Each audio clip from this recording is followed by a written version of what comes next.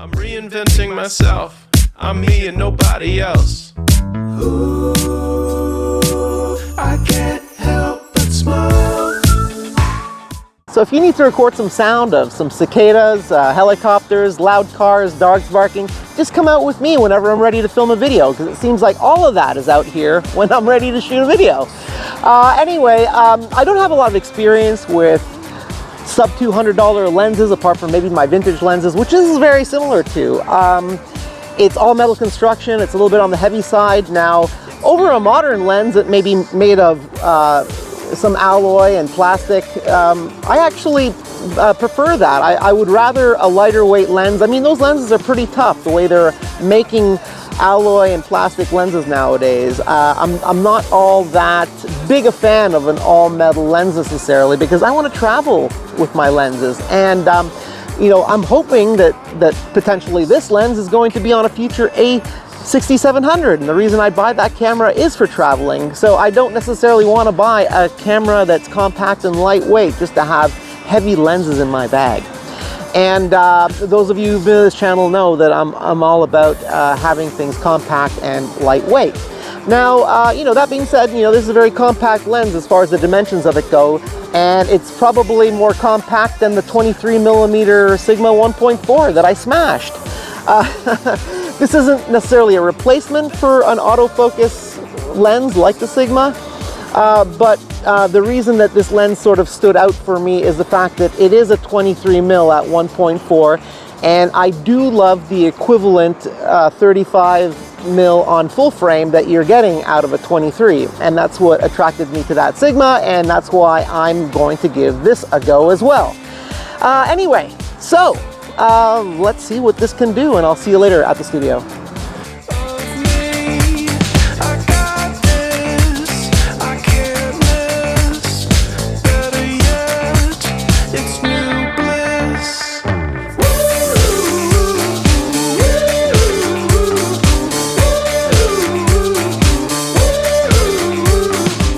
So if you didn't know before, you do know now that I'm clearly your guy for the most exciting flower and bee content here on YouTube. So go tell all your friends. And so professional too. Did you see the sleep in my eyes? Yeah, I wasn't taking a nap at lunchtime. That wasn't me. So I've just watched Dustin Abbott's review of this lens. It's kind of strange that I watch a review after buying a lens. Well, I did watch a Christopher Frost review before buying this lens. If you're gonna watch one review before buying a lens, it should be a Christopher Frost review, because that guy's lens reviews are amazing.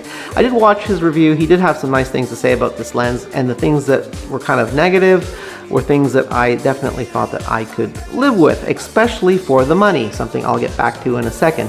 When I watched Dustin Abbott's review, he had mentioned that this is a small and or a compact and lightweight lens, and I'm thinking, like, YouTubers are going on about how this is a lightweight lens now, and I'm complaining about being heavy, and this is because for its dimensions, I guess somewhere in this brain of mine, which doesn't always function that great, I'm thinking that it should be lighter than it is. Well, it's packed full of glass and it's made of metal. Of course it's going to be heavy, and you drop that, you don't want your foot in the way, that's for sure. But it is actually lighter than that Sigma I was talking about, the one that I dropped and broke, by 115 grams, 115 grams lighter. And interesting, 115 grams lighter. Guess what? This was $115 as well. $115 US. That Sigma, over $500 US. Holy smokes. I mean, granted, this is a manual everything lens, so, you know, this aperture ring could be a little bit more comfortable. It's kind of thin and sharp, and its head here of the focus ring, which is the silver band that's behind it, it's not a big deal. It definitely gives you a positive grip on the aperture, but you're not changing the aperture all the time. I mean, most of the time you're going to be using this focus ring, which is very comfortable and smooth. So I really like that, and the looks are fantastic. You know, I mean, I'm accustomed to my A7C that I got rid of not too long ago, and it had those retro looks with the silver top, and I had the leather case on there because I really dig that retro thing. There's a connection I have to images produced with manual lenses. You feel like you've got more of a hand in in crafting your images when you're focusing manually. I mean, hey, I am completely reliant on my Sony's autofocus most of the time. I'm not going to get rid of all my autofocus lenses all of a sudden, but my intention for buying this lens is maybe to put this on my future A6700 when I buy it and use it for traveling.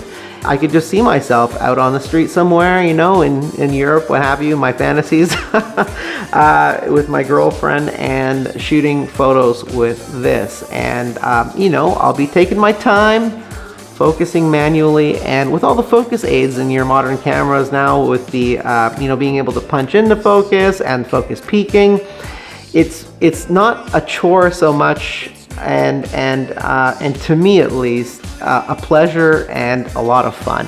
So I don't do real reviews, I just give you my personal experiences with something, but I have shot a brick wall for you. Yes, the ubiquitous brick wall test, just to show you how things look at f8, 2.8, and wide open at 1.4. The reason I chose those three apertures is because wide open, that's where a lot of you will be shooting a lens like this. That's the reason I buy fast primes, is usually to keep it wide open, you know, all the time. But you know, I do also like shooting landscapes, and that's where people are going to want to look at f8. And the reason I threw 2.8 in there is because you are going to want a middle ground for all those scenarios between the two. So at f8, I'll say that the corner, well, I'll just show you the tests, okay? And I'll talk you through this. Our first one is the one that I shot wide open at f1.4. This is going to be the one that I'm least critical of because I'm really just concerned with center sharpness. So things really do fall off pretty quickly as far as sharpness goes here. For a marked improvement, you're going to want to go to f2.8, which is our next one. Still not quite perfect, so my recommendation is that landscape people shoot at f8, which is our last one. The very edges have a little bit of softness. If you do care about that, you could always crop it out. But you wouldn't want to stop down any further than f8 because unfortunately this lens has got nothing between f8 and f16, and at f16 you are going to run into the effects of diffraction. So I really have enjoyed using this lens, and I do feel more connected when I'm manually focusing sometimes to the images that I'm creating. It's not something I haven't experienced before. I've got some vintage lenses, but I just forget sometimes how much fun it is to occasionally put that, you know, manual everything lens on my camera and feel that connection with the images I'm creating by having to manually focus.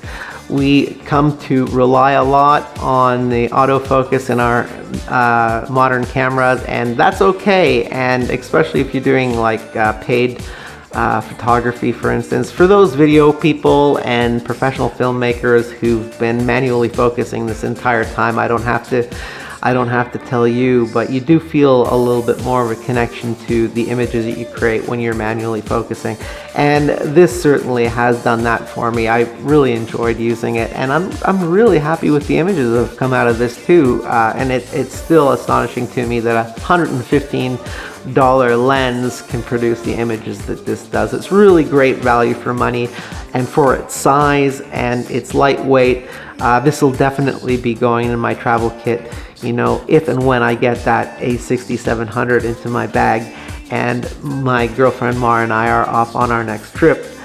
And there's another thing too, like that retro styling. I think if I, you know, I love it. I love what they've done with this, the font and the cool silver and everything else. It's just, it's fantastic. Anyway, if you guys got something out of this one, please consider throwing me a thumbs up. If not, that's okay too. If you want to make sure you don't miss one of these, please subscribe and turn your notifications on. If you guys are interested in buying one of these and you're going to do so through Amazon, please consider using my affiliate link to support the content that I'm creating here. And until next time, keep working to make your chosen idea a reality. Peace.